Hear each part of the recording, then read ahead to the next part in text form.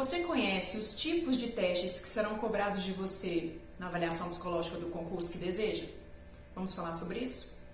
Olá, meu nome é Viviane Maciel, eu sou psicóloga e especialista em avaliação psicológica e quero, nesse canal, levar informações para aqueles que desejam ter sucesso na fase do psicológico sem decorar testes. Se você é novo por aqui, clica no canal, se inscreva e acione o sininho para os vídeos que virão toda semana. Bom, então o candidato vai lá, se inscreve, faz o concurso e ele vai ler o edital, né? Vamos partir do pressuposto que a gente tem que ler todo o edital, principalmente na fase do psicológico. Então tem lá várias descrições, o que vai ser cobrado e de fato o candidato não conhece aqueles termos técnicos. Porém, nós já sabemos alguma coisa a nosso respeito. Então eu tenho que fazer a minha avaliação de perfil, conhecer os meus traços, saber por que eu penso da forma que eu penso, por que eu me comporto e que eu sinto as coisas que eu sinto. Isso é o básico para aquele que quer ter sucesso na fase do psicológico. Mas vamos pensar que você está com tudo isso em dia e você está prontinho para ser submetido a instrumentos psicológicos de avaliação de perfil. Você sabe quais são eles? Então nós temos o teste de raciocínio lógico, como o próprio nome diz, o candidato tem um tempo para fazer algumas questões e nesse teste será avaliado a capacidade que o candidato tem de raciocinar pressionado por algum tipo de questão. Então, no teste em si é o tempo, mas nas carreiras policiais vocês estarão a todo momento pressionados por alguma coisa, ou por uma cobrança de um superior, ou por uma meta, ou pela própria sociedade. Então, nos testes é simbolizado esse tipo de pressão em forma de tempo. Então, geralmente, os tempos são curtos para o candidato executar testes de raciocínio lógico. Tá, e aí o tempo é curto, você vai ter um pedacinho lá para analisar várias questões, com rapidez, com atenção e, obviamente, com inteligência. Mas a gente sabe que um teste de raciocínio lógico não necessariamente avaliará o seu grau de QI. É importante a gente dizer isso aqui, porque quando o candidato é reprovado nesse teste, o item que o reprova chama déficit de cognição ou nível intelectual rebaixado. E de cara isso causa um impacto negativo que o candidato fala: Viviane, traduzindo, eu sou burro. Então eu não consegui passar nesse teste. Em resumo, eu não tenho inteligência para nada. A gente sabe que não é assim. Primeiro porque um único instrumento não é possível avaliar o QI de ninguém. Segundo, porque você está pressionado no tempo, então eu não posso avaliar dessa forma para análise de QI. Para o concurso, sim, porque é específico para aquela banca, para aquela função, que a gente está falando aqui de carreiras policiais, específico para esse público, eu posso sim pressionar o candidato através do tempo para verificar a capacidade do uso da cognição, que é atenção, concentração, memória e inteligência. Então, esse apanhado todo a gente pode estar chamando de traços cognitivos. Mas eu não estou falando de QI. Por favor, entendam isso para que vocês não saiam aí rotulando que quem passa no teste de inteligência é inteligente e quem não passa é burro. Não temos essa conotação, ok? Então tá, você vai fazer um teste de raciocínio lógico que exige todas essas questões que eu acabei de falar. Vocês farão um teste consciente de personalidade, onde geralmente são frases e onde o candidato vai responder aquilo que ele conhece a respeito dele. Então aqui entra aquilo que eu comecei falando no início do vídeo. Você precisa conhecer os seus traços, precisa ter identificado os itens lá de contraindicação, como que eles atuam no seu dia a dia e nos seus comportamentos. Para quando você for executar esse tipo de testes, você vai colocar lá através de marcações: concordo, não concordo, característico, não característico, neutro, indiferente. Você quem vai nomear para a banca se tem ou não determinadas características que as frases estão dizendo. Se você não sabe nada a seu respeito, se você não se conhece, ficará muito difícil ter uma pontuação favorável nesse tipo de teste.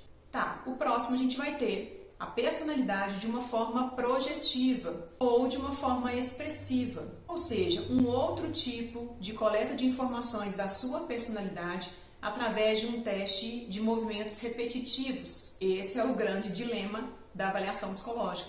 Os candidatos têm muito receio de fazer esse tipo de testes, porque é aí que eles entendem que devem treinar antes da avaliação. o que no meu entendimento é um grande erro.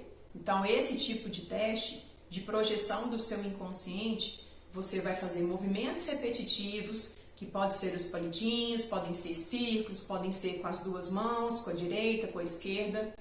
Você vai reproduzir os seus traços de personalidade através de traçados que você não conhece o significado. E mesmo se você pesquisar na internet esse tipo de testes, você vai ver que não vai abrir muito o seu campo de consciência para que você entenda o teste. E eu sempre digo para os meus candidatos, gente, vocês não precisam entender dos testes. Isso é um trabalho nosso do psicólogo. Vocês precisam entender de vocês. O que você tem, o que você sente, o que você faz, o que faz como faz, o que sente, o que sente. Por que uma pessoa específica desencadeia uma irritabilidade em você que outra pessoa não desencadeia? Porque esse grau de vulnerabilidade em determinadas situações que você passa e que desperta o seu pior. Se eu não tenho entendimento desses gatilhos, muito provavelmente eu irei reproduzi-los nesse tipo de teste de projeção inconsciente. Então percebam, eu vou ver capacidade cognitiva, eu vou ver consciência dos traçados, se o candidato se conhece, e eu vou ver se o candidato consegue projetar aquilo que é dele de fato,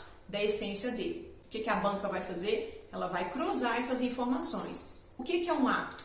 É aquele que fala como ele acha que é e como ele fala que é de fato. Então, quando ele fala, eu não sou agressivo num teste das frases, por exemplo, de projeção consciente, onde ele está se nomeando como uma pessoa não agressiva, lá no teste de reprodução de traçados, ele tem que dizer isso também, que ele não é agressivo e a banca casa essas informações. Olha, a Viviane disse que ela não é agressiva nesse teste. Olha, de fato ela não é, porque ela projetou traços que não dizem de agressividade. E aqui ela não tem controle, porque são traços inconscientes. Então, de fato, a Viviane se conhece. Isso é um apto na avaliação psicológica dos concursos de segurança pública. E aí, alguns concursos a gente tem testes de memória, testes de identificação de rosto, teste de atenção concentrada, atenção dividida, atenção alternada. Por exemplo, a Polícia Civil aqui de Minas, ela gosta de esmiuçar esse tipo de cognição. Então, ela aplica geralmente atenção concentrada, dividida e alternada.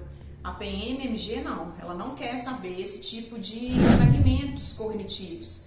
Ela vai direto no traço de inteligência, porque ela entende que lá dentro tem tudo. E outras instituições gostam de ver isso mais específico, com testes diretamente para cada setor. Então entende que não adianta eu ficar reproduzindo tracinhos, fazendo esses desenhos na minha casa, fazendo muitas vezes, todo dia, repetidamente, porque se eu nem sei o que eu estou projetando, a probabilidade de você reproduzir e reforçar algo que não deveria é muito grande. Eu já tive candidatos que pesquisaram lá, se fizer o traço grande, vamos supor, é ansiedade. Aí o cara fez o teste e estava tudo dando ansiedade. Ele falou, não posso fazer grande porque eu já li na internet que é ansiedade. Então eu vou fazer pequeno. E aí ele começou a treinar tudo pequeno. Chegou no dia do concurso, como que ele fez? Tudo pequeno. E ele foi reprovado por inibição. E aí quando me contratou para fazer o recurso administrativo, eu fui ver traços de inibição de uma pessoa extremamente fechada, calada, que tem dificuldade de socializar, tudo diferente da pessoa que me contratou, que estava conversando comigo. E eu voltei e falei, fulano, quem que é aquele que fez o teste? Porque não é você. Aí ele foi me explicar, Viviane, pesquisei na internet que era isso, aí eu tentei mudar para de fato fazer aquilo que eu deveria fazer. Só que acabou que eu treinei em cima de uma coisa que eu não sabia e saiu tudo errado. O que isso quer dizer, gente? Isso quer dizer que eu não consigo treinar esse tipo de testes. Aí você fala, Viviane, eu conheço pessoas que treinaram e passaram. Ok, beleza. Eu acredito, eu também conheço. Porém, isso não é regra, isso é exceção. Eu conheço gente que estuda um mês e passa no concurso, dificílimo. Eu conheço gente que estuda um ano e não passa no concurso, o mesmo concurso.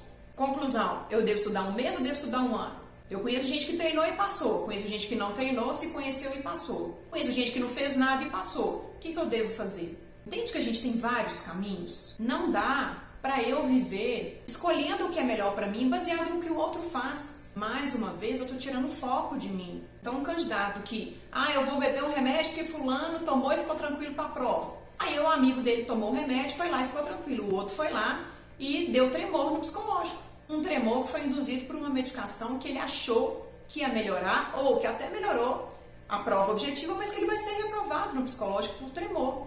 E tremor é uma característica que não cabe recurso administrativo. Então, vocês estão entendendo como que às vezes eu vou arrumar uma coisa e eu pioro outra? Então, saiam dessa, pessoal. Não fica olhando o que o outro fez, se o outro falou que é isso, os grupos do WhatsApp que deixam vocês loucos. A minha sugestão é, faça avaliação de perfil, se conheça. Viviane, eu faço terapia há muitos anos, ajuda? Claro que ajuda. Autoconhecimento de qualquer maneira. Yoga, terapia, eu faço futebol, eu faço futebol que desestressa.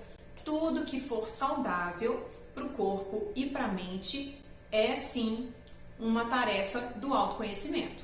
Porém, nós estamos falando aqui de uma forma direcionada para avaliação psicológica de concursos de segurança pública. Aí eu volto no início da nossa conversa. Tá, você faz terapia, a sua terapia é voltada para isso? Você acredita que o que você trabalha na sua terapia, nas suas sessões, estão interligadas com aquilo que vai ser cobrado?